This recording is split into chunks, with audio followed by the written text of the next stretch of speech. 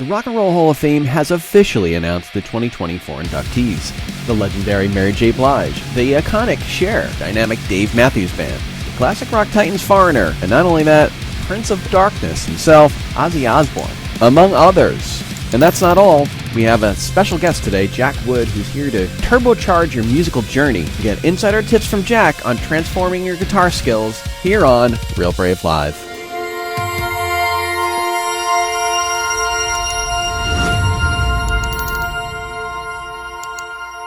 The Rock and Roll Hall of Fame has officially announced this year's inductees. Kevin? Whoa. Yeah, aren't you excited? No. So, Mary J. Blige, Cher, Dave Matthews, Foreigner, Peter Frampton, Kool The Gang, Ozzy Osbourne, A Tribe Called Quest are the class of 2024. Okay, all right. Okay? Yeah. And today we're going to talk about it, and we have a special guest. Whoa. We do.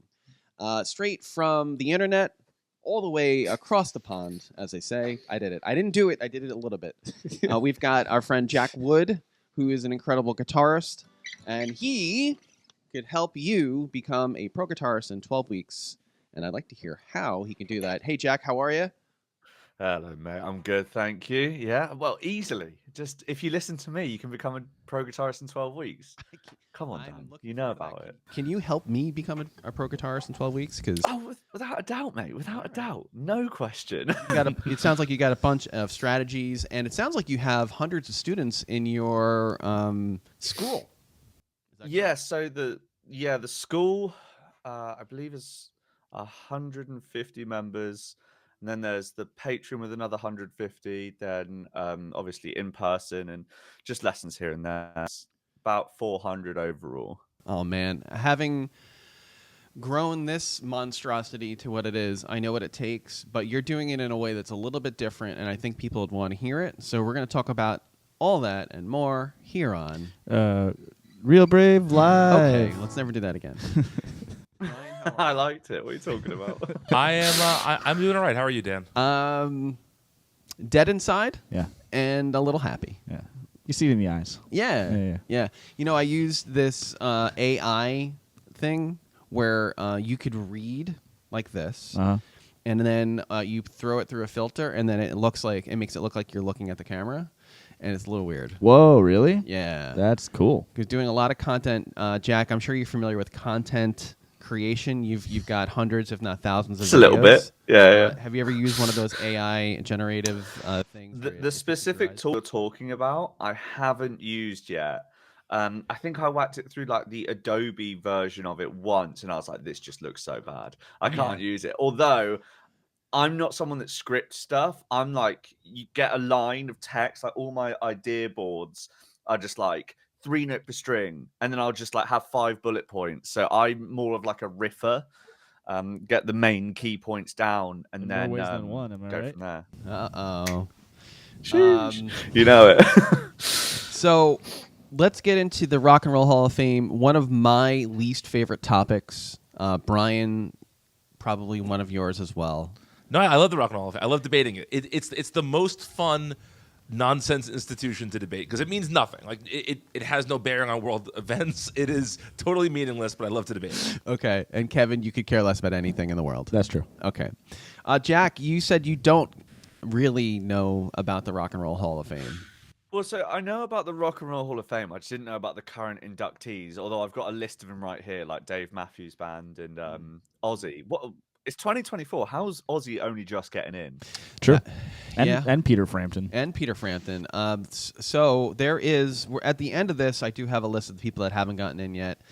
And we've done this show. We've been doing this show for what, 4 years now? 5 years? Something like that. And we've discussed every single year all the people that haven't gotten in. The Rock and Roll Hall of Fame is always right with what? Just conspiracy and the wrong people choosing the wrong people. Right, Brian? Yes. So a little bit of history here with the Rock and Roll Hall of Fame because this is what I nerd out about. Yeah. There is a group of a shadowy cabal called the Nominating Committee, called the Nomcom as a nickname. Can we get that Law and Order music? And so the nominating committee is made up of musicians and past inductees and some industry folks, some journalists, and they debate sort of who's eligible. They put together a list that then is sent out to all the voting members, which include journalists and former inductees as well. So anyone who's in the Rock and Roll Hall of Fame votes for the Rock and Roll Hall of Fame. And so that is why people think there's been like not as many hip hop or R&B artists, because most people in the Rock Hall are classic rock artists who want more classic rock in the Rock Hall and don't necessarily aren't as into other kinds of music or whatever. Right. So that's why it's taken a while to diversify the inductee list. But I wanted to mention something else you talked about. You mentioned, you listed the people who are in this class, but there's a bunch more in the class. There are Jimmy Buffett, the MC5, Dionne Warwick, Norman Whitfield, Alexis Connor, John Mayall, and Big Mama Thornton. And all of those are going in under either what's called the Musical Excellence Award or the Musical Influence Award. All that means is that the people didn't vote for them, but the people who run the Rock and Roll Hall of Fame want them in. So they basically created these two extra categories where they don't need votes to get in. People can just put them in. So like the MC5's been on the ballot like 40 times or something crazy like that, because they're like the original proto-punk band, and the voters don't care about punk rock, and so they haven't gotten in, but that's why those things are there. So the class is actually pretty expansive, and there's a lot of different kinds of music represented there, which I know some people don't like that the Rock and Roll Hall of Fame has hip-hop and pop and other things in there, but that's another conversation altogether. I find it sad that they did a postmortem for Jimmy Buffett, but not the guy from Smash Mouth. Oh, yeah. What? No. You know, somebody once told me they're going to do that in the future. Boo. I have a question. In 2024 language, Big Mama Thornton, should she be renamed? Like maybe Overserved Thornton, perhaps? No? Let's move on. I think somebody's going to hate that. Probably. Yep. What are you, fat phobic? So, any of these bands, Jack, are you what kind of music do you like, or any of these bands in that music that you like? So I'm very much a metal dude. I love metal, but like I actually really like liquid D&B and rap and hip hop and all that kind of stuff. But what you guys were just saying a second ago with the Rock and Roll Hall of Fame being exclusive to rock artists, it's in the name. I totally get that, and I'm kind of on that team. Like Ozzy being on here makes the most sense ever. I don't know how he wasn't included in like the first couple of them. It is genuinely baffling to me the fact he's here. The rest of these people, I don't even know him. Like Alexis Coroner, no idea. Jimmy Buffett, no idea who that dude is. What? I know. Cheeseburger in Paradise? You aren't a parrot head? Come on. Margaritaville? Volcano? Apparently, I'm not as educated. Fine. No, as you please. lot. You're better off not knowing. Yeah, I feel that might be the case. if Like you've ever been to Cher, this- I don't really understand that in the Rock and Roll Hall of Fame. Dave Matthews Band, I feel big time. Yeah. Okay. Yeah, that's fine. Have you ever been to a bar at 4:00 in the morning in the States? At some point, Margaritaville comes on. It's time to go home. Yeah, Jimmy Buffett is for like 50s and 60s divorcees who just like to stay on the beach. Yeah. Radical. I like it. What about Foreigner? What are they? No idea, mate. Literally no idea. Foreigner did with Cold as ice? 5 Cold as decades. Ice. Yeah. Not just Cold as Ice. See, this is a little bit. Yeah. This is a bit of the problem is that I am really bad with the names of these kind of guys. Like my girlfriend is crazy good at like just listing off like Kenny Loggins was one, and she was like, yeah, he did Danger Zone. I was like, nobody knows who sang Danger Zone. You just know that the song is in the ether, and that I feel like that's the case with a lot of these people. Yeah, man. I like that. It's good. What about the hip hop part? Then A Tribe Called Quest should be right up your alley. Again, I'm so bad. I was very much like in the car CD, the silver CDs that just has like writing on it like my favorite songs 2008, and like I would just whack them in the CD player and just be like, this is a cool song, and never look it up on Spotify or anything.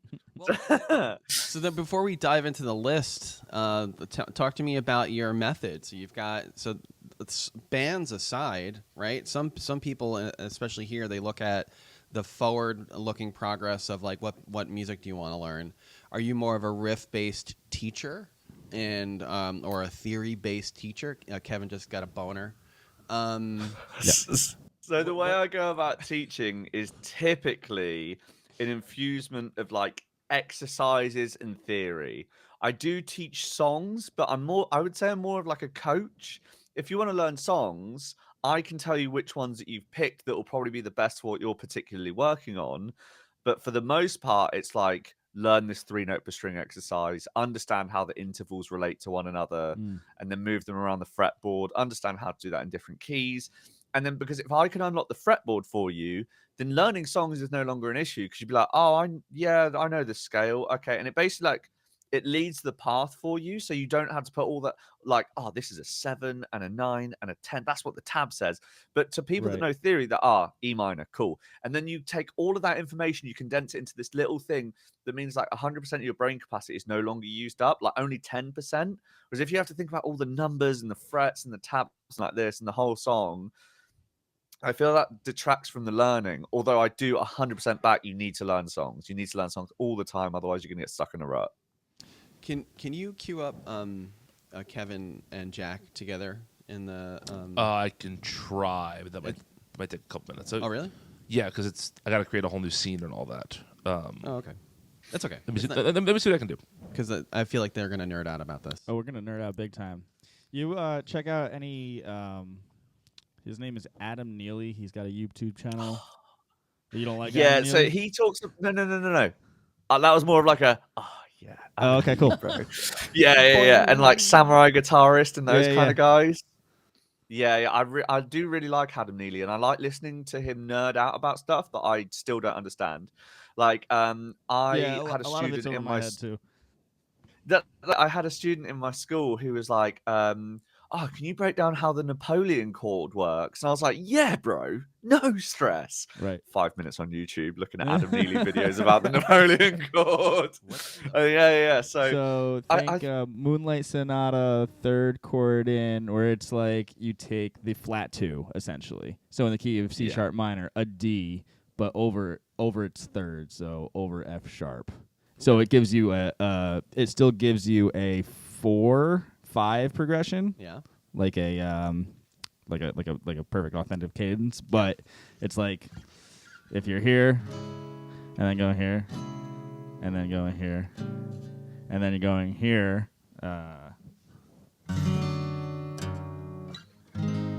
that chord right there I like that. is the Napoleon. Oh. Yeah, it's sick.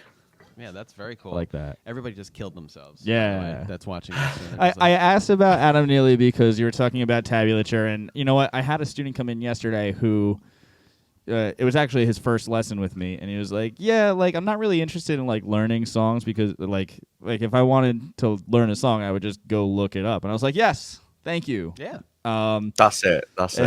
You know, and I don't mind helping people with like select things, like Killing in the Name. You know, you got that like triplet build up the D minor scale. People are like, how do I remember that? I'm like, well, okay, so you do whole half, that kind of thing. Right. Triplet bass, just practice it to this.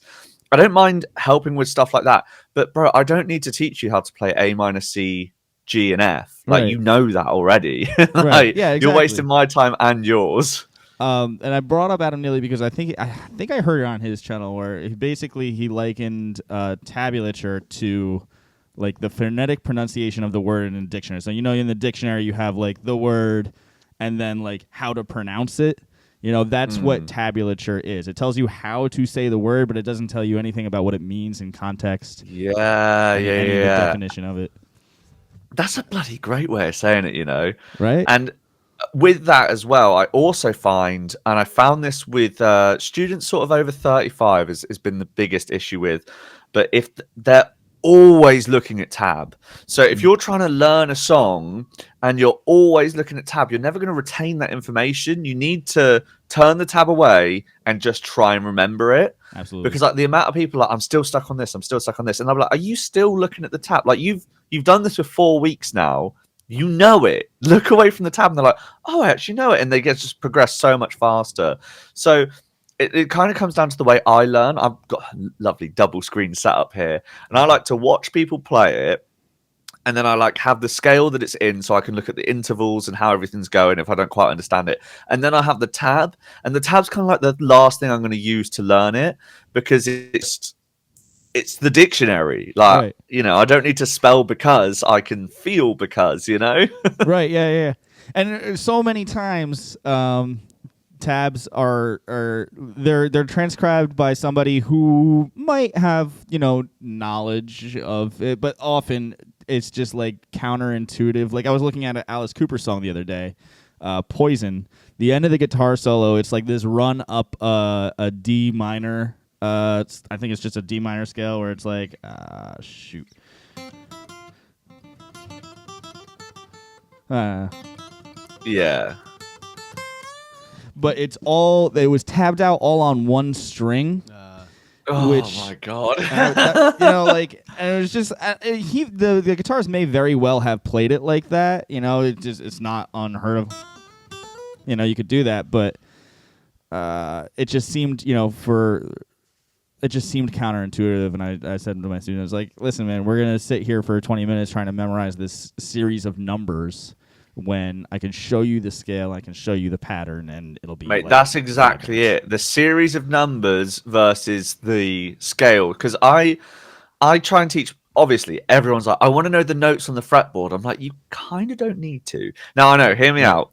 Right. Because if we're talking minor scale, you know, you just need, especially what I do. Rock and metal is like, what is a major scale, kind of. Right. So. Obviously, if you've got your 1, 2, flat 3, 4, 5, flat 6, flat 7, you don't need to know that that's A, B, C, D, E, F, and G, or E, F sharp, G, A, B, C, D, E, F, G. Just carried on with the alphabet there. But you don't need to know that. You need to know 1, 2, flat 3. And if you know that shape, and especially if you can apply that to a 3-note per string, and you can get your little boxes that you go to, learn them, get stuck in the box, and then I'll tell you, okay, now you can connect these like this, and then the box doesn't become this thing that holds you in. It becomes this thing that unlocks the entire fretboard like that. And I find everyone wants, like, who needs to know the notes in G sharp minor? Name one time you've been like, my 4th note, C sharp, let's go, buddy. It just doesn't help. Whereas if you know 1 and 5, they always work. Cool. Doesn't matter where I am. I know where my root is. I know 5's going to work. Let's go. And especially on a guitar, it's such a shape oriented, like, because you can, if you know the shape for a minor scale, you can do it here, you can do it here, you can do it here. Now there's obviously, you know, there's different positions of playing it and different fingerings for playing it, depending on, like, if you're trying to do the same, if you're doing, you know. But if you have the 1, you could do that now up in A. And it's less about what the actual notes are, but like you're saying, the relationship between 1 and 5 or 1 and flat 6. Exactly. Because the relationship between A and E in A minor is the exact same as the relationship as D and F, D and A, or G and D, or C and G. But remembering all that, that's 12 different variations, or technically, I suppose, 24, given major and minor, and even harmonic. There's so many different, like, variations that you need to remember. When you but at the end of the day, it's just 1 and 5. You could just remember this shape. Exactly, yeah. And then that helped me unlock modes far quicker than being like, okay, well, if I'm in G, then my C sharp is actually my Lydian sharp 4. Oh, cool. It's just like, it's that, like, tritone shape. Cool. Yeah. You know, and that's all I need to know. Do you find, Jack, that and I want to get to the rock stuff in a second, but do you find that most people that you find online are okay with this approach? Like, because you're coming more from a technique first approach, it sounds like. You're talking technique, you're talking theory, you're talking. The classic thing I'll do, this is a classic go-to that I always get people to do. I don't know if you'll be able to hear me. I'll put it in clean. You should be able to. Can you hear me? Yes. Yeah. Lovely. So the classic thing I'll go to, if someone needs to work on technique and theory, is a 3-note per string in A minor. So that's. Let's get rid of that delay. It sounds silly. So then I'll show them, okay, 1, 2, flat 3, 4, 5, flat 6, flat 7, and it repeats from here. But what I'll also show them the entire time is, okay, you're going to pick down, up, down, down, up, down, down, up, down, down. So they're getting that theory of economy picking, and they're getting the technique of economy picking, and they're getting the theory of the notes and the intervals. So I like to do it both like that, because then the second you go to learn a song and you go, oh shit, I've seen this pattern before. And then it's like the red carpet gets rolled out for you to learn the song. You're like, oh, bro, I've seen this a million times before. Right. So I don't like to do too much. It totally depends where the student's at, and I obviously like cater the strategy for the particular student. But when it comes to actually being specific about what they need, I always try and get a bit of theory in there. I was speaking to a guy yesterday who is a really good like acoustic player, doing like minor sevenths, major sevenths, add 9 chords all over the place. He has no idea what he's doing. And I tried to explain to him, like, everything you're doing is theoretically correct. And I showed him, he was doing this F sharp minor into a G sharp power chord into an A minor major 7. I'm trying to remember what he's doing. It's never the kind of stuff I would normally play. But he was basically replacing that second chord with a power chord because he didn't understand that it was diminished. And I was like, oh, bro, you could add this note and it would add more flavor. And then I explained to him how a minor scale works. And then he was like, okay, I know these scales if I'm in the key of E minor. And I was like, okay, just do that same thing, but from B, and it's all the same. You just move it to by itself. And that blew his mind. And he was like, oh, mate, that makes the whole fretboard make sense. And then if you know that, then you can focus on your technique. But if you're constantly being like, why, I've got to think 5, 7, 8, 5, 7, 8, 5, 7, 9, then you're just taking up too much bandwidth to think about everything at once. I very much think of like the way you learn guitar. If you have 100% brain power, some of it's going to be taken up with the technique that you're trying to apply. Some of it's going to be taken up with the theory. Some of it's going to be trying to take up with the numbers. There's so many different things. So if you can make some of that subconscious, then that 100% is going to be there to take it all in. And so that's the way I tend to teach, is like make sure that the most can become subconscious. Right. Yeah, I totally agree with that. So we've had this debate for years here. You ever heard of a place called School of Rock? We have rock school here. School Okay. of Rock. I'm not particularly. Oh wait, do you mean the film? I do. I do that, and I also mean the school. So anyway, It became a franchise here Yeah, in the States. and yeah, Did it? and- Because mate, that fit. You know, sorry to be sidetracked here, but the real unsung hero of that film is the promoter that got 1,000 people to turn up to a show on a Tuesday morning. He is the real legend of that whole film. Oh, spoken like a true musician. Yeah, because I played CBGBs back in the '90s at night, at Sunday at 11 o'clock, and my mom was there. Nice. So Yeah. that was it. That was a big turnout as well. Yeah. My point is that we've had this debate where somebody will come in. Let's take one of these artists from the Rock and Roll Hall of Fame, Dave Matthews Band, and they want to learn Crash, which is a very naughty song, by the way. Yeah, and I had no idea. So That's we do super- concerts. Just a quick aside super naughty. from what Dan. We do concerts here. We're on the stage, and one of my students said, "I want to do this song Crash," but Dave Matthews Band. I was like, "Oh yeah, I was alive in the '90s. I know that song." And Naughty. I started looking at the song and the lyrics of the song. And what is it about? It's about just like It's a Oh, they're fantasy. raunchy. I thought Yeah. you guys was in the UK. Naughty means like, oh, that's a naughty trap. Like that's going hard. No, I didn't realize No. this is what we would raunchy. call down bad. Yeah. I feel that. So yeah, but somebody will want to learn that, and then we have to put it through the filter of like common sense media and make sure that it's not whatever. Sure. But mostly you've done you've done a lot of like inappropriate songs. And my point is they want to learn songs. They want to learn Billy songs. Squire's The Stroke. Yeah, Billy Squire, The Stroke, exactly. Yeah. On the stage. On the stage in with front of like 10-year-olds and grandmas. and their grandmas. Wait. Yeah. Wait. So you're talking about an approach that I'm familiar with, there has been talk about like the idea that is something we should be doing. However, the general public, from what we can see, wants to just learn songs. You have a great point. You can just go learn it online, and we're seeing that more and more now, right? Yeah. Aren't we? Yeah. Yeah. So I think that's completely valid, and at some point we've got to get away from. Yeah, we want to be goal oriented, Right. As a school, but we also want to teach music, and we want to have musicians. It's the classic give a man a fish, teach a man to fish. I can show you this song. and you'll Exactly, play this song. yeah. I can show you what this song But- is made out of, and then you can play a bunch of songs. right. So You've also got to think about it from the student's perspective. Of course, they want to learn songs, and of course, they think you're the only avenue to do that because they don't understand tab theory or anything like that. So, what I'll tend to do is I'll do a 6 pronged approach to their routine for the week, and one will be a song. But I won't really show them what to do. I'll be like, you can learn this by yourself, and I'll make all the theory geared to how that song works, so they can see how the two relate to one another. Love that. Yeah, that's good stuff.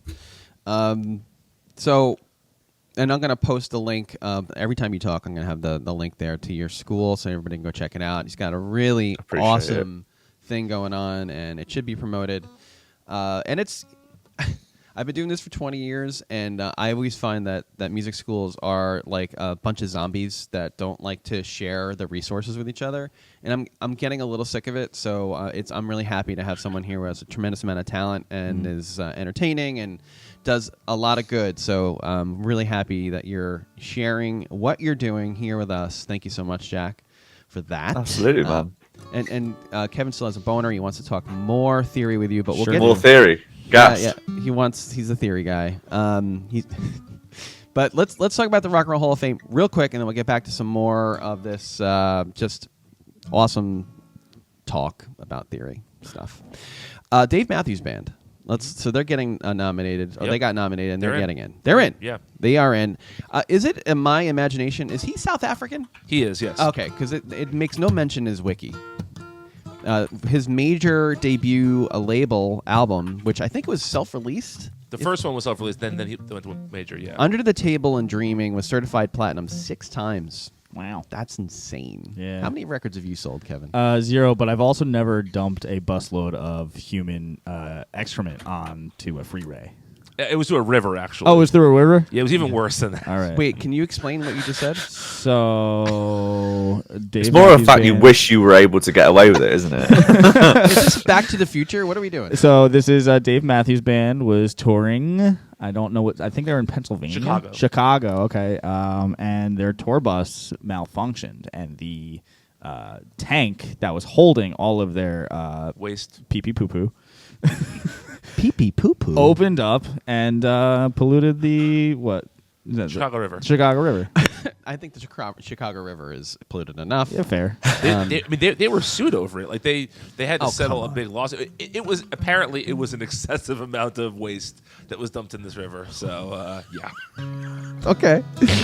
That's what the Surely any amount is reasonably excessive, right? Yeah. They're like 1 or 2 like hefty shits, and like fine, no problem. But like 4 or 5, I'm just not taking it. Right. No. Yeah. So they're getting in. Foreigner, who I'm personally very big fan of, Luke Graham, an amazing singer. The band was formed in 1976 by guitarist Mick Jones. Not to be confused with Mick Jones of The Clash. 2 different Mick Joneses in classic rock. Yeah, isn't there a Mick Jones and the Monkees? You're thinking of Davy Jones Davy or Mickey Jones. Dolenz. Put them together. I put them into together, one. Yeah. and then I just got it all wrong, as usual. Ian McDonald was in the band, who's also the founding member of King Crimson. Okay. Sure. Foreigner is one of the best-selling bands of all time, worldwide, with more than 80 million records sold, including 37.5 million records in the U.S. Brian, how many records have you sold in the U.S.? Approximately 6. Oh, wow. It's still one of my favorite jokes.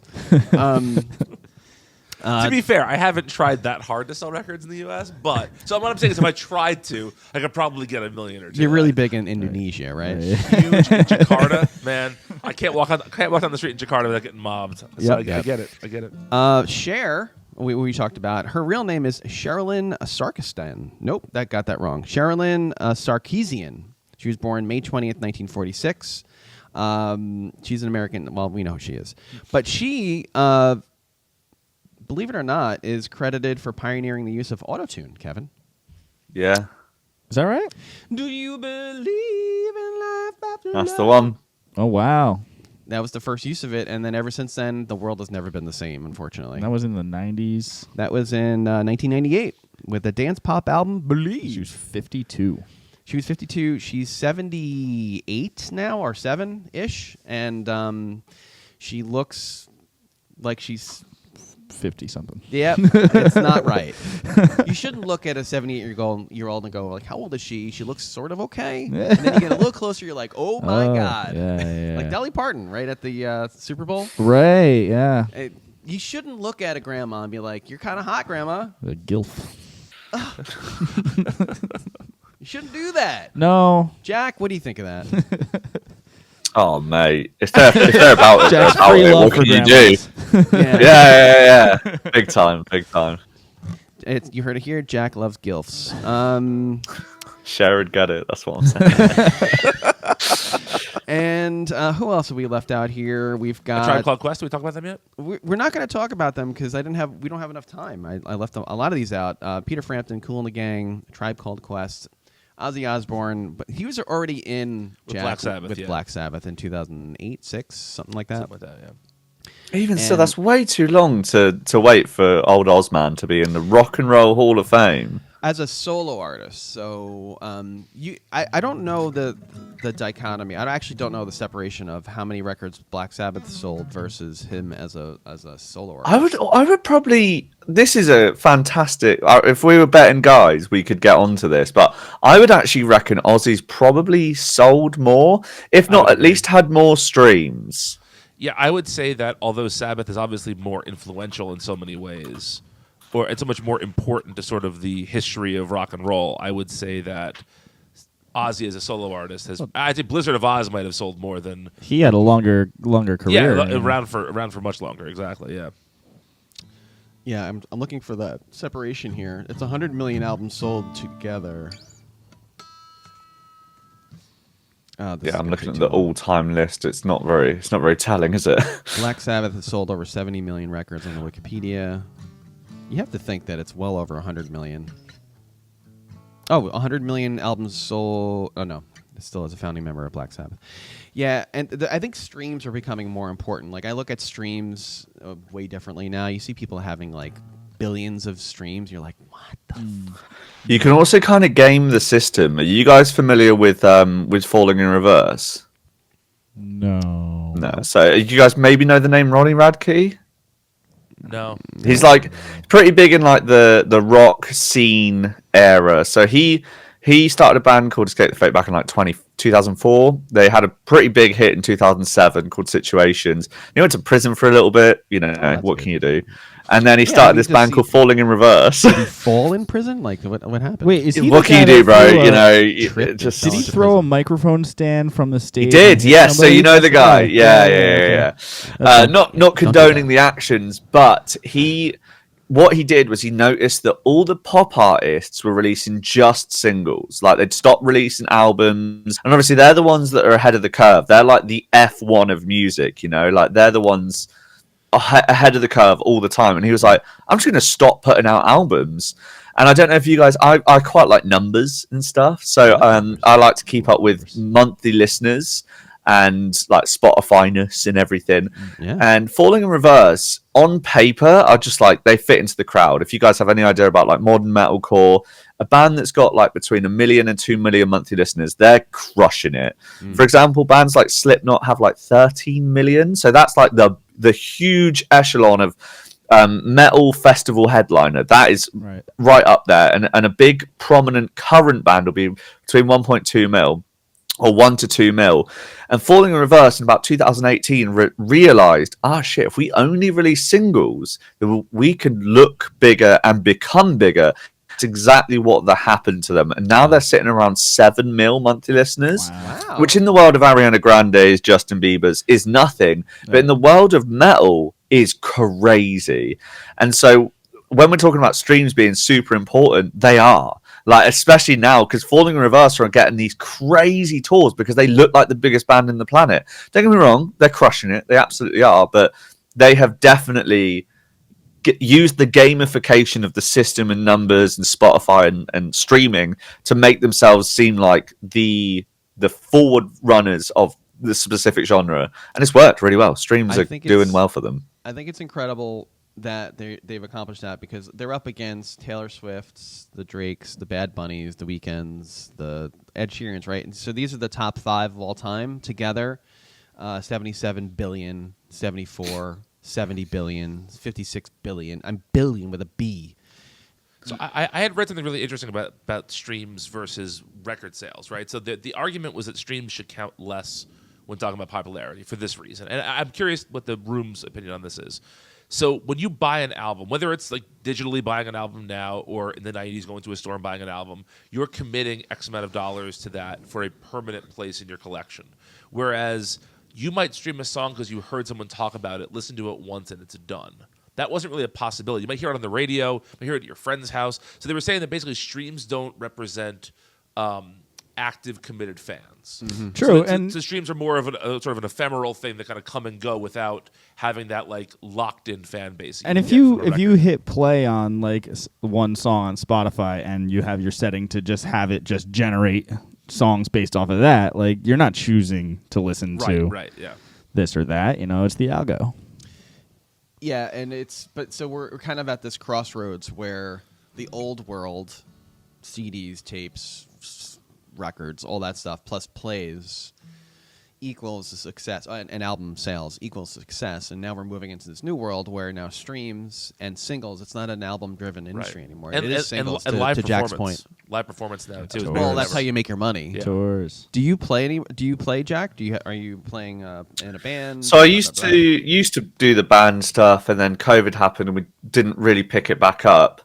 I don't really do a lot of live stuff these days. I enjoyed it for the time, but finding a musician that is not just a waste of space is very difficult.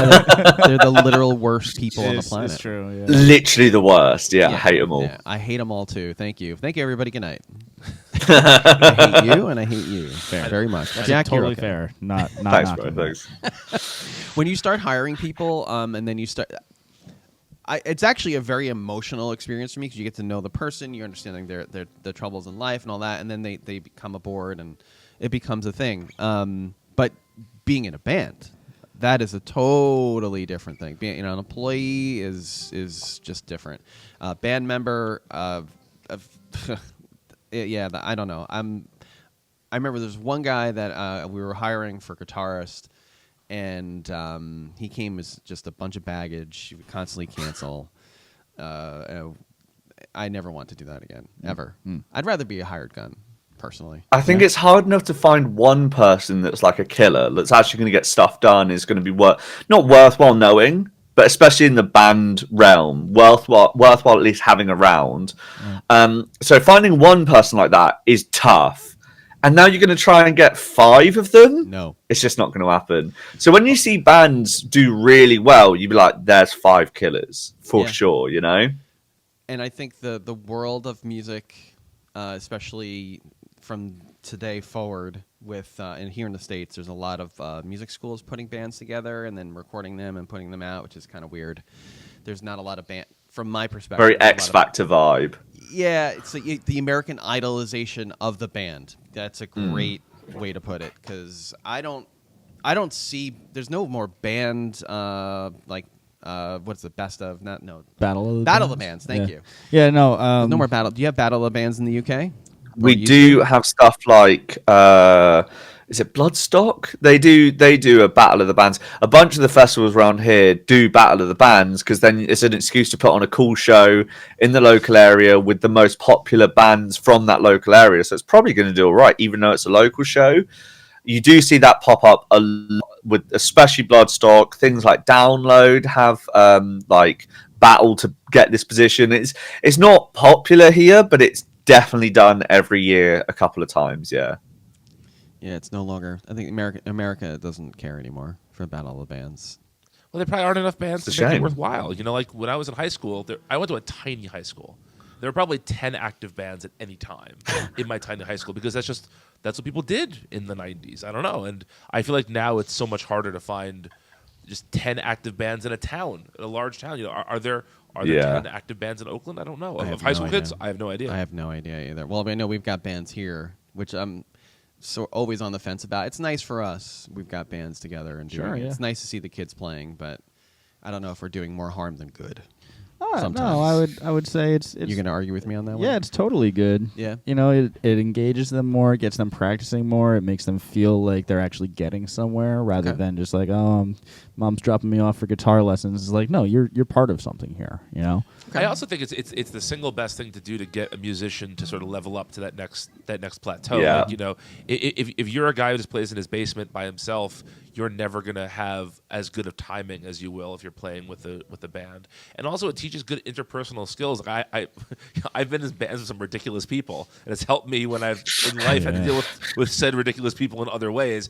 I remember, oh, that drummer from high school is just like this guy. Right. You know, I know how to deal with this Like that. now. Yeah. That's such a good perspective, and that's actually when it comes to running the online school that I do. Part of what we do is we buddy people up. We go, you're in this kind of location, you're about this level, and we kind of get 3 attributes: age, level, and ability. And if we can get those people together, we realize they're way more on it because their partners being like, I'm working on this. What are you working on? I'm working on this. And then we get them to do a call every week. And essentially they're teaching each other. Because when I first started when I first started my band, we did a couple gigs around the country, you know, nothing too crazy. And then a guy called Winter joined, who comes and does like classes on my school. And he was better than me at guitar, man. And you can't imagine what that did to me. And, you know, I never told him this whilst we were there together, but like he could sweep pick. I thought his picking was really good. Everything he did, he had this really good reputation in the town that we were from as being the guitarist. And so what did that mean I did? I went home, and for 3 days, all I did for like 8 hours was learn how to sweep pick. And that got me to start. I mean, it was a little brash, but it meant I could go to college and be like, look at this thing I've learned. And it's the competition of being like, with him, I need to be better than him. But, you know, you see someone do something, you go, oh, okay, I've never really seen it done that way before. Maybe I'm going to go do that to my thing. And then you just added another little block into what you're already good at. That's amazing. Whether you're a musician or in the chess club or an athlete, they say the best and fastest way to get better at your craft is to surround yourself with people who are better than you. Yeah, and I totally subscribe absolutely. to that. That's how I learned how to play well enough. Surrounded myself with great songwriters, people that were better than me. And I think the hard part about that, though, is if you're an introvert, and you don't want to, or if you're a perfectionist, you don't want to put yourself out there. I understand that. You know, like you don't want to put yourself out there. You're seeing this person that's great, and you're just like, okay, I guess I suck. I can see that being a thing, but I had to push myself forward and be like, I need to figure this out. I need to figure out how to be better than I am now because look at that. It's awesome. I'm constantly battling that other side of it, though. Like, you go on YouTube and you look up, you know, 10-year-old Korean girl playing Chopin. Oh no, Fantasy Impromptu, and it's just like, I should just stop. I should just stop. Well, Instagram is just filled with just. Bleh, oh, it's disgusting, man. Yeah. The quality of players on Instagram is filthy. But that's also fake, right? Like, not, fake is the wrong word, but like, I think for a student, if I want my student to get better, showing them someone who's so much better on Instagram is not going to do that for them. To make them feel terrible about themselves. They need to see it in the flesh, or at least in a much more personable place. Exactly. So, if you have a person in their band or in their pod or however you're organizing things who's a little bit better than them, but they can see how they can get there. Like you said, oh, that guy can sweep pick. I can learn to do that. You know, if somebody here can do something a little bit better, that's great. Or if the drummer in the band says to the guitar player, hey, you should check out this band you've never heard of before. It's going to open up the horizons. It allows so much cross-pollination of ideas, of talent, of influence. I really think if kids play in bands, they will be better musicians than if you had the most naturally talented kid practicing 10 hours a day at home. He or she is not going to be as good of a player as they'd be if they were playing in a band with similarly talented kids. And it's not necessarily the technique of it all either. It's the ebb and flow. It's the push and pull of being in a room with a drummer who sucks. Yep. Right. And trying to deal with their timing, you know? And then like realize one thing that was really apparent to me with the whole sweep picking thing is that my picking just sucked ass. I always relied on legato, and especially live, you could just legato and it sounds so powerful through big speakers. You go, yeah, bro, I'm picking that. And so I was kind of shying away from looking at how I actually was. And then having Winter there and be like, oh, I think that guy's picking's fucking amazing. I need to look at what I'm doing. Oh, yeah, I kind of suck. So it makes you introspective as well. Even if you don't outwardly try and get that return of information back in that critique, you know it's doing it to yourself. And as long as you can like actualize it and get that as a sentence, like my picking is ass, which is what mine was, you can then have something specific to work on. And it's just so helpful having other musicians for sure. I love all this. This is great. How many followers do you have on Instagram, Jack? I think it went up yesterday. 139,000. Yeah, I know it was a bunch. How'd you get all those? What's the secret? Yeah. So, well, this is actually going to relate beautifully. So everyone's strap in. Uh-oh. Me and a guy called Naked Joe B pics. Drums. Okay. Yeah, something like that. Yeah, it's naughty. Yeah. So, Yeah, very naughty. me and Joe B Drums. Right. Picture the scene. It's 2020, right? COVID's happened. It's sort of like August time. So I start an Instagram page because I have this one. All the time people are like, "You're good at guitar. You should just post videos on the internet." And a guy specifically said to me, "You have a phone, don't you? You've got an amp. You've got a guitar. Cool. Videos, internet now." And I was like, "He's right. He's absolutely right." And then I saw one of my friends started some drum covers. They're not necessarily covers, but he like put memes over them, like chop suey and just having people splurt silly words over it. And he started to get some traction. He got like 80K on TikTok, and he says it was a bit of a growth, but I just saw that 80K and I was like, I need to know this dude. Yeah. So I can do that. If this idiot can do it, I'm gonna do it. Yep. So we started just chatting, and he did this like 20 push-ups a day challenge, and I specifically saw that. I was like, I can do 100 a day. I'm going to do that. So having that person there do this stuff in public and like publicly not failing but like willing to fail in public, I was like, I need to do that, because not that I can do it, but I can at least give it a go, and I don't mind failing if I do. And so not only did it help me become healthier, but we started playing Rocket League together. And so I had like 400 followers on Instagram, started a brand new page. And my whole thing was like, I'm going to post every day because I know it's a short form content. I'm going to be pushed to the top every day if I constantly do it. And I'm going to interact with a bunch of people. So like every day I would like and comment on almost like 100 posts a day, specifically guitar related. And then my page was just filled with free value. You come back to my page, there's Guitar Tub on how to do this lick, and I'll explain it in the next post as well. So it was an amalgamation of organically putting myself out there and then having value for people to come back and watch. And then the Rocket League-ness of it with me and Joe was we would discuss every single day, like, okay, I posted this, and the first 2 seconds weren't as good as I thought they were, so I'm going to cut them off, I'm going to repost it next month. And then we would evaluate how the two did from one another, and just having that person to go like, oh, I've tried this, you should do this, and failing together. I've seen it put by Mr. Beast as like, if there's 4 of you, one fails on the Friday so that the third guy doesn't have to fail on the Monday. So you're basically putting the steps of the ladder in front of each other, so you just get up much faster. Me and Joe played Rocket League for the best part of like a year and a half, and what would happen is Joe's content is very viral and mine is very information based. So mine is like specific. I'm targeting specific people, whereas he's targeting people that find things funny. Everyone. So what would happen? As we randomly jumped up, I got to like 12K. I was like, oh, yeah. And he started, and because he had this big TikTok audience, just like flew to 16K. I was like, bastard. So then I was really consistent, and I overtook him, got to like 18K, and then he went to 32. Bastard. And then like we'd have this friendly competition of I'm always doing this, and he would jump and then like that. And funnily enough, he's on 136K on Instagram at the moment, and I've just overtaken him because it's that consistency thing of I've posted every day now for coming up 3 years, you know. Yeah, that's the key. So yeah, consistency, constantly bringing out value, having an understanding. Me and Joe going back and forth have an understanding of what we're doing that helps us work. And now we actually do consultation calls with people to help them grow, to basically see if what we were doing made sense. And I spoke to my friend Noah and a guy called Matt, and we basically were like, look, guys, let's see if we can grow your pages. Let's see if what we're doing actually makes sense.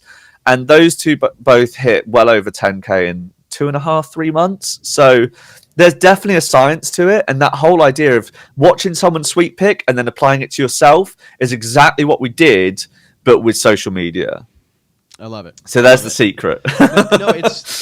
I've been knee deep, or for lack of a better word, Balls deep. There it is. In our marketing for well over a year, and I subscribe to what you're saying. Now there has been, and I applaud you, because there has been 2 wealth transfers since the pandemic. One to the mega rich, and the other has been to the individual in some ways. Let me explain. So what you're talking about is the mega rich will always be rich, and there's nothing you can do about it. You just don't even bother. But you could eat them. We could, You right? could eat Eat the rich. rich. Yeah. But the individual, there's been a wealth transfer for exactly what Jack is talking about, because a corporation has many moving parts. We've got 60 employees, right? I'm no longer the person. There's a lot of people here. And even though it takes a ton of work, what Jack is doing, and who was the other guy that's doing it with you? Joe B drums. So, and they're combining their talents. The wealth transfer is there too, because there is value in followers. It's not a monetary value immediately, right. But if you've got 130 some odd thousand people, 1% of those people are going to be buyers. 100%. Sure. It's been proven over and over again, and if not more. And the giving of information, we're in the information age, is leading to that. So it's not like we've got brick and mortars. We've got 3 brick and mortars. It's not like the old days where you open the brick and mortar and you're successful for life. It's now give it all fucking away for free. Right. And then eventually, over the course of 3 years, that's a ton of time. But in the course of 3 years, you can almost if your content's good and you've got a following, you can almost guarantee streams of income.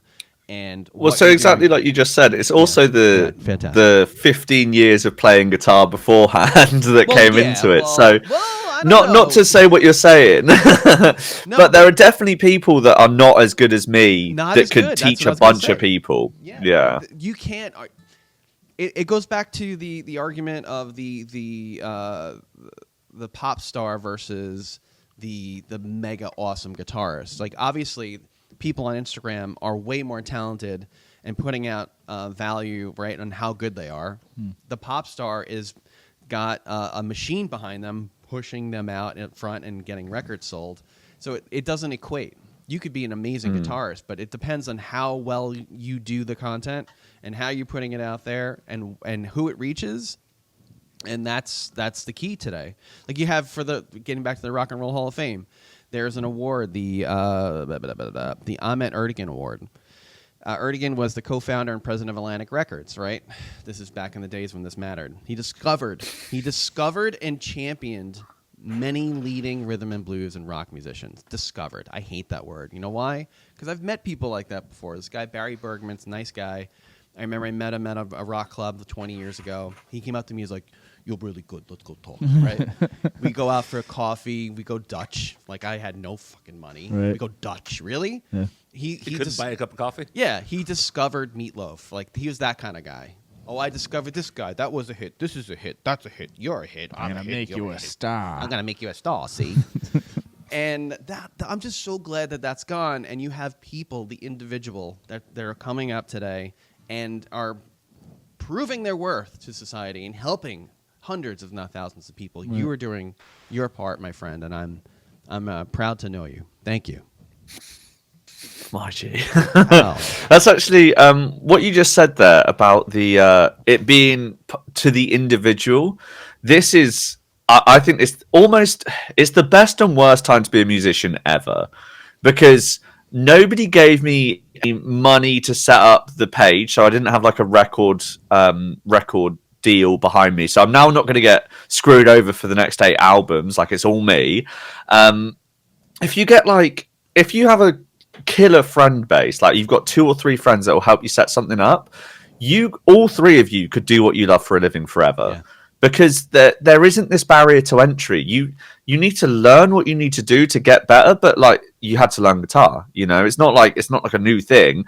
And I also see a lot of the time, and this is kind of a controversial opinion, is that like you see all these musicians be like, "Oh, you have to know social media these days. It's, you know, they didn't have to do this in the old day. They would just get massive." And it's like, no, bro, they would work way harder back in the day, doing gigs to nobody for years. Like, think about what the Beatles did. You know, played like 1,000, you know, they played thousands of shows and they put the work in. Now all I do is put a silly video on the internet and go, please learn guitar by me. You know? And I'm able to make a living from it, you know? You are. So describe, and let's end with this, but describe your offer. So you've got a couple of different offers. You've got the one-to-one and you've got the group. So let's describe both of it and how does it work? So yeah, the school is an online community for guitarists where I put my 12-week accelerator in place for you. The basic idea is if you don't improve in that 12 weeks, what's wrong with you? I'm joking. But basically, you join the group and there is a community. It's like Facebook for guitarists, the front page. There's discussions on your skill. There's all the wins. There's the resources that you can go to. And there's people being really supportive. And there's a bunch of different levels of players of where you join. And there's going to be a bunch of players around the world that can give you 24/7 help. If you have a question, you post it up, it's answered.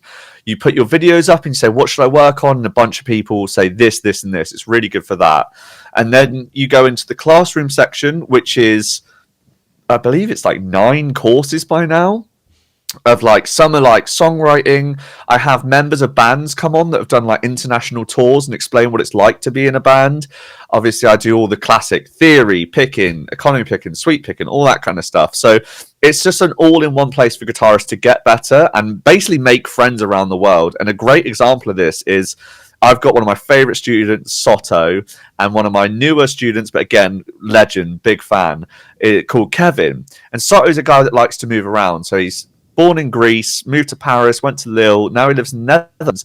And through this school, him and Kevin were able to meet up in person and like discuss the risks they're doing. And that, man, is so powerful to me. Like they've not only made a friend, but they're getting better all the time. And it's just moving them forward all the time. So that's the school. I also do 4 masterclasses where it's like this. We just get on, have a chat, and sometimes I'll have a specific topic that we're going to go over. So the school is amazing. And if I didn't make it, I would be in it. I know it's my own thing, but it's incredible. I'm so proud of it. And then the one-to-one is more coaching. Like, you come to me and I will guarantee make you better in a space of time that is very appropriate. You'll learn theory, you'll learn technique, you'll learn songs, you learn everything. And it's just the school is more of like a social hub and more of like meet musicians, collaborate with musicians and get better the whole time. And the one-to-one is like very personal, like we are going to smash this right now, you know? I love it. And that's kind of what I do. And you came from a different background, though. You were working and then you made this your full-time job? Yeah, man. So you guys don't have it over there, but we had a place called Sainsbury's here, which is, just think Walmart. Think being like the kind of guy that like works on the meat counter in Walmart, then works like on the tills in Walmart, and then finally COVID hits, and I go out and start being like so at the time finally COVID hits. no that's I relate to that. So I mean that in the case of like everyone had just stopped working except we were key workers, so we were still going to work every day. And I decided to become like the truck driver, so like the guy that would go and deliver the groceries. Right. So like you know I'll just deliver it to your doorstep. So it meant that I still left the house and I had a very real existence throughout COVID, whereas everyone was locked in their home. And so I did that for a hot minute, and I was working for a company called Rock Academy, who kind of opened the door to the idea of me doing guitar lessons. And then I started picking up, with Sainsbury's, I was delivering to these people and noticed I had guitars on the wall in the background. And I was like, you know, do you guys play guitar? Like, I know a teacher. And I started teaching these two just from the job with Sainsbury's. And then, so I got one student there, and then I got another student and another one. And I was like, I got to start the Instagram. And then from the Instagram, especially like the blow up periods when I went from like 5,000 to 12K in the space of a week, and then 12K to 50K over the space of 6 months, and then 50 to 100 again in like another 5 months. I was just picking up students all the time, especially learning about how social media works. And then I started the school, and I started the school a minute ago, and basically the first month of having the school completely replaced my day job. So I was like, I literally did like 2 weeks of doing it, and I haven't actually sent anywhere, but not that long ago, I had my last day of working for that job because I was stood outside this reprobate, shall we say. He was just annoying me, as like getting in my face about his groceries being late, and I was like, bro, I'm just a guy, I'm just here. And I stood on this doorstep, like 15 minutes of this guy just hurling abuse at me, and in the end I went, you know what, bro, I just don't need this. Yeah. He's like, what do you mean? I was like, I just don't need this. I have my girlfriend on the phone in like a little wireless headphone, and she was like, "Yeah, you tell him." And there was these crates of groceries, and he tried to film me, so I got the crate of groceries and threw it over him, and got back in the van. I was like, "No, I'm done with this." Put the keys back in the safe. That's every service worker's just fantasy is like, oh, Right, you want your turkey slice dinner? So good. Yeah, literally, yeah. And so, yeah, it was a really vindicating way to leave, put it that way. And ever since then, I've done the school, and it's been amazing. Life is better when all I get to do is music. I love it. And I completely relate. I know this is probably weird to hear, but I completely relate to what you're saying. Just having known I've hired hundreds of people throughout the years, and work can be a grind. And there's a lot of people out there that just don't enjoy work. And you've got a chance to do something that helps people, and you love it. Oh, man, absolutely. Yeah. And part of the thing as well is when I was working, I would start work at 7:30, finish at 2:30, teach about 7 lessons and finish at midnight, and just restart that cycle all the time. So for the people that do want to do this kind of thing for a living, you have to put the work in as well. You've got to be grinding. Yep. Yeah, 100%. Jack Wood, we're going to post this link right here, and you're going to go there. It'll be in the description as well, and we'll post it in the comments. It's absolutely a pleasure to meet you, and thank you for the opportunity to have you talk about this and the stupid Rock and Roll Hall of Fame. We love what you're doing and wish you the most success in life. Thank you so much. Appreciate it, man. It's been an absolute pleasure. We gotta stay in touch. As for us, we're gonna wrap it up here. Please join us next time as we do something similar to this, maybe, and something equally or more entertaining. Thank you. See you next time.